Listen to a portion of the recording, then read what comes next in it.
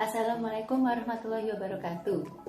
Halo kawan-kawan, sekarang kami akan membahas tentang jenis-jenis penyakit yang kerap menyerang manusia. Untuk mengetahui lebih dalam mengenai jenis-jenis penyakit tersebut, kami sajikan penjelasan selengkapnya beserta gejala dan penyebabnya. Flu merupakan penyakit yang disebabkan oleh infeksi virus yang dapat menyerang hidung, tenggorokan, dan paru-paru. Flu atau influenza ini sangat umum terjadi di musim pancaroba. Penyakit ini sangat mudah menular ke orang lain, terutama ketika 3 hingga 4 hari pertama setelah pengidapnya terinfeksi virus flu. Gejala-gejala flu yang biasa dirasakan pengidapnya adalah demam, sakit kepala, batuk-batuk, pegal-pegal, kehilangan nafsu makan, serta sakit tenggorokan. Gejala flu akan bertambah parah selama 2 hingga 4 hari sebelum akhirnya membaik dan sembuh. Penyebab flu.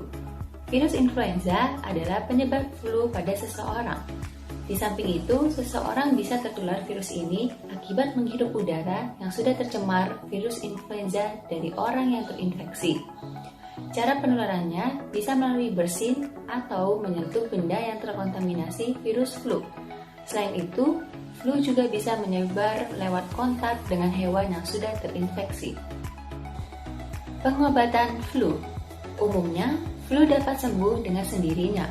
Langkah pengobatannya adalah istirahat yang cukup, banyak minum, serta menjaga tubuh agar tetap hangat.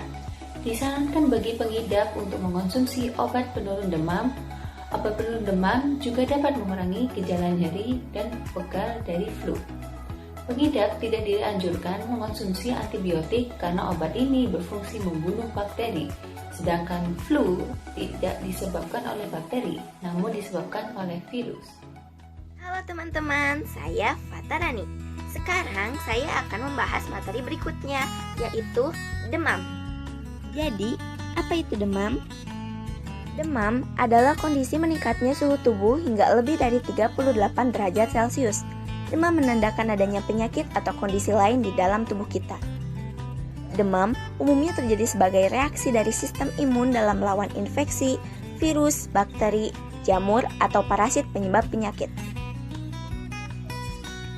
Beberapa penyakit yang sering menyebabkan demam adalah flu, radang tenggorokan, dan infeksi saluran kemih.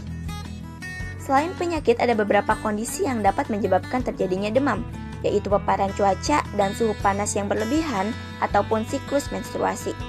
Meskipun kadang mengkhawatirkan, sebagian besar demam yang disebabkan oleh infeksi virus akan sembuh dengan sendirinya. Namun jika demam sudah mencapai lebih dari 39 derajat, diperlukan penanganan untuk mengatasi ketidaknyamanan. Gejala dan penyebab demam.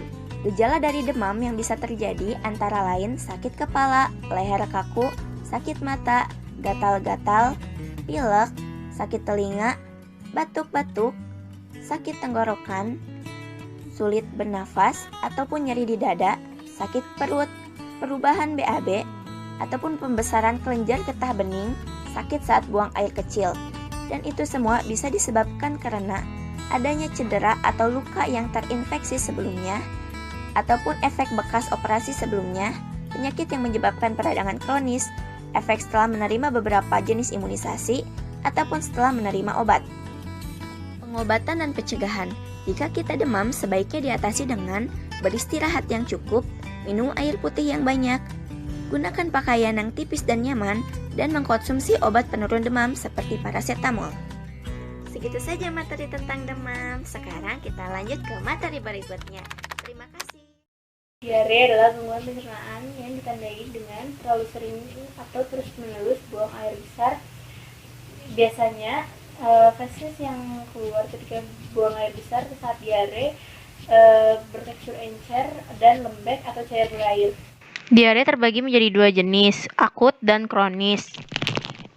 Akut biasanya berlangsung kurang lebih 3-7 hari dan disebabkan oleh infeksi pada pencernaan. Kedua, kronis berlangsung lebih dari 4 minggu atau bahkan lebih.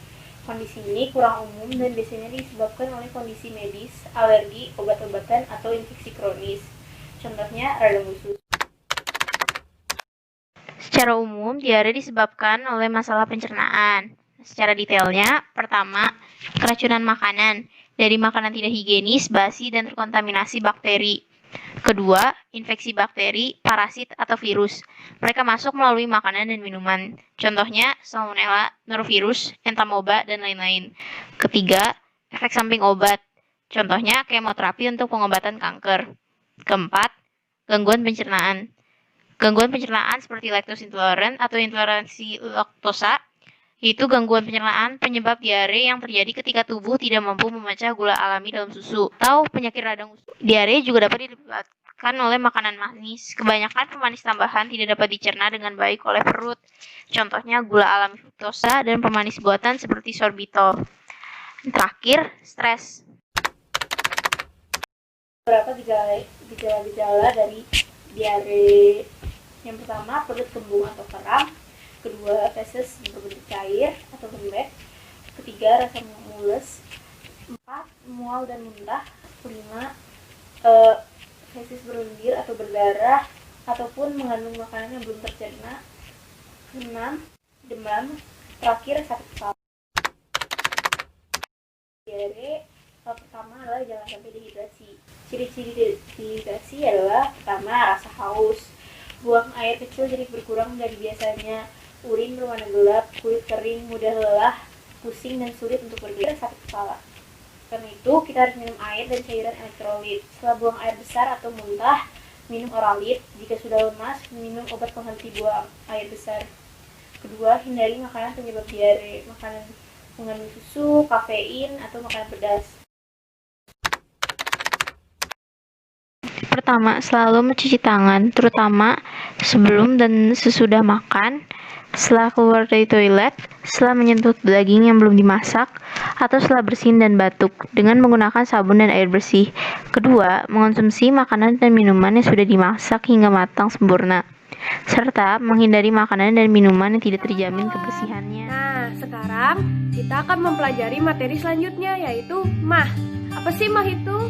MAH alias dipepsia adalah gejala penyakit berupa rasa nyeri dan panas pada lambung yang terjadi akibat sejumlah kondisi. Di antaranya adalah luka terbuka pada lapisan dalam lambung, infeksi bakteri Helicobacter pylori, efek samping penggunaan obat antiinflamasi non-steroid, dan stres. Sakit MAH merupakan salah satu penyakit yang umum terjadi di Indonesia. Menurut data dari beberapa pusat endoskopi di Indonesia, ada sekitar 7.000 kasus sakit MAH yang dilakukan endoskopi, dan lebih dari 85%-nya merupakan dipepsia fungsional. Dipepsia fungsional sendiri merupakan kondisi sakit MAH yang tidak diketahui penyebabnya. Gejala sakit MAH. Sebagian besar sakit MAH bersifat ringan dan dapat ditangani tanpa perlu pergi ke dokter.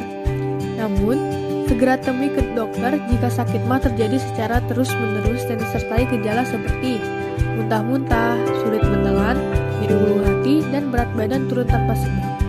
Penderita sakit MAH yang telah berusia 55 tahun ke atas juga dianjurkan untuk segera memeriksakan diri jika mengalami gejala-gejala di atas. Sakit MAH sendiri dapat disebabkan kebiasaan makan yang terlalu banyak dan cepat, atau terlalu banyak mengonsumsi makanan pedas dan berlemak. Radang pada pankreas dan usus tersumbat juga dapat memicu sakit MAH. Pengobatan dan penjagaan sakit MAH. Sakit MAH ringan akan hilang dengan sendirinya.